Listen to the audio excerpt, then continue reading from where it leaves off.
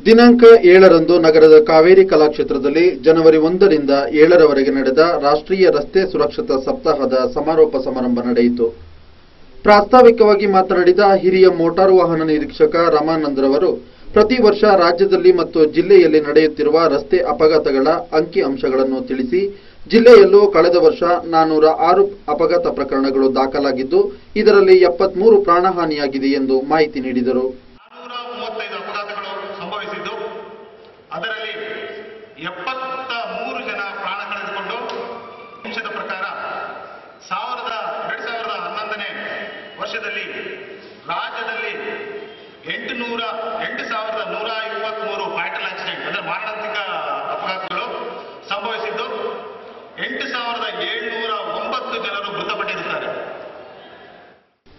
ಮುಖ್ಯ ಅತಿಥಿಯಾಗಿ ಆಗಮಿಸಿದ್ದ ಜಿಲ್ಲಾಧಿಕಾರಿ ಡಾಕ್ಟರ್ ಎನ್.ವಿ. ಪ್ರಸಾದ್ ರವರು ಮಾತನಾಡಿ ವಾಹನ ಚಾಲನೆಯಲ್ಲಿ ನುರಿತವರು ಮಾತ್ರ ಚಾಲನೆ ಮಾಡಿದಾಗ ಅಪಘಾತವಾಗುವುದನ್ನು ಕಡಿಮೆ ಮಾಡಬಹುದು. ಆ ನಿಟ್ಟಿನಲ್ಲಿ ಕಡ್ಡಾಯವಾಗಿ ಡ್ರೈವಿಂಗ್ ಲೈಸೆನ್ಸ್ ಹೊಂದುವುದು ಅವಶ್ಯಕ ಎಂದು ತಿಳಿಸಿದರು. ಅಲ್ಲದೆ ಕೆಲವು ಆಟೋ ರಿಕ್ಷಾಗಳಲ್ಲಿ ಹೆಚ್ಚು ಶಾಲಾ ಮಕ್ಕಳನ್ನು ಕೂರಿಸಿಕೊಂಡು ಓಡಾಡುವುದರಿಂದ ಅಪಾಯವಾಗುವ ಸಂಭವ ಹೆಚ್ಚಿದೆ. ಆದ್ದರಿಂದ ಆಟೋ ಚಾಲಕರು ಈ ಬಗ್ಗೆ ಗಮನ ಹರಿಸಬೇಕು ಎಂದು ತಿಳಿಸಿದರು. ಅವಶ್ಯಕತೆ ಇರುತ್ತದೆ.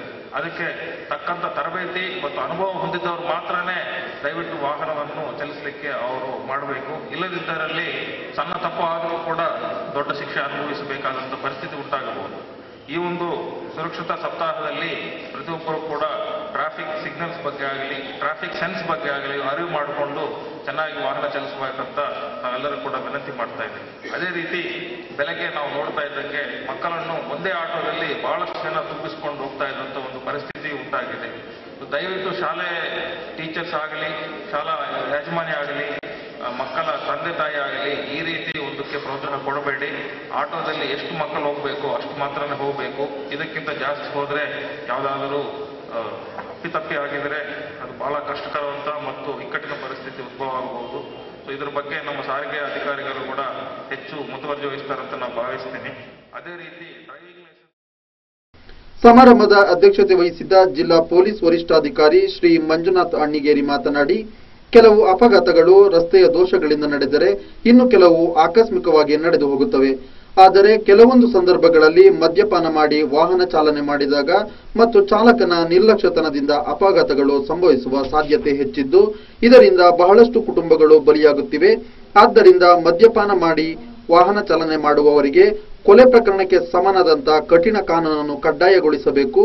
ಹಾಗಿದ್ದಲ್ಲಿ ಮಾತ್ರವೇ ಅಪಘಾತಗಳನ್ನು ನಿಯಂತ್ರಿಸಬಹುದು ಎಂದು ಅಭಿಪ್ರಾಯಪಟ್ಟರು. ಅಲ್ಲದೆ ಈ ಕುರಿತಂತೆ ಮಾಧ್ಯಮದವರು ಹೆಚ್ಚಿನ ಪ್ರಚಾರ ನಡೆಸಿ ಜನರಲ್ಲಿ ಜಾಗೃತಿ ಮೂಡಿಸಬೇಕೆಂದು ಸಲಹೆ ನೀಡಿದರು. ಮೂರನೇ ರೀತಿಯ ಅಪಘಾತ ಅದು ಚಾಲಕರ ನಿರ್ಲಕ್ಷ್ಯತನದಿಂದಾಗಿ ಆಗ್ತಕ್ಕಂತಹ ಅಪಘಾತಗಳು. ಇಲ್ಲಿ ಚಾಲಕರು ಅತಿ ವೇಗವಾಗಿ ವಾಹನ ಚಲಾಯಿಸುವುದರಿಂದಾಗಲಿ ಅಥವಾ ಅಜಾಗರೂಕತೆಯಿಂದ ವಾಹನ ಚಲಾಯಿಸುವುದಾಗಲಿ ಅಥವಾ ಮದ್ಯಪಾನ ಮಾಡಿ ವಾಹನ ಚಲಾಯಿಸುವುದರಿಂದಾಗಿ ಈ ಸಂದರ್ಭ ಕ್ಲಬ್ ಮಹೀಂದ್ರ ವತಿಯಿಂದ ಚಾಲಕರಿಗೆ ಸಾಂಕೇತಿಕವಾಗಿ ಕನ್ನಡಕಗಳನ್ನು ವಿತರಿಸಲಾಯಿತು. ವೇದಿಕೆಯಲ್ಲಿ ಮಡಿಕೇರಿ ಡಿವೈಎಸ್ಪಿ ರಾಜೀವ್ ಮಂಗ್, ನಗರಸಭೆ ಆಯುಕ್ತ ಶಶಿಕುಮಾರ್, ಪ್ರಾದೇಶಿಕ ಸಾರಿಗೆ ಅಧಿಕಾರಿ ಹಬೀಬುಲ್ಲಾ ಖಾನ್, ಕ್ಲಬ್ ಮಹೀಂದ್ರ ವ್ಯವಸ್ಥಾಪಕ ನರೇಂದ್ರ ಉಪಸ್ಥಿತರಿದ್ದರು.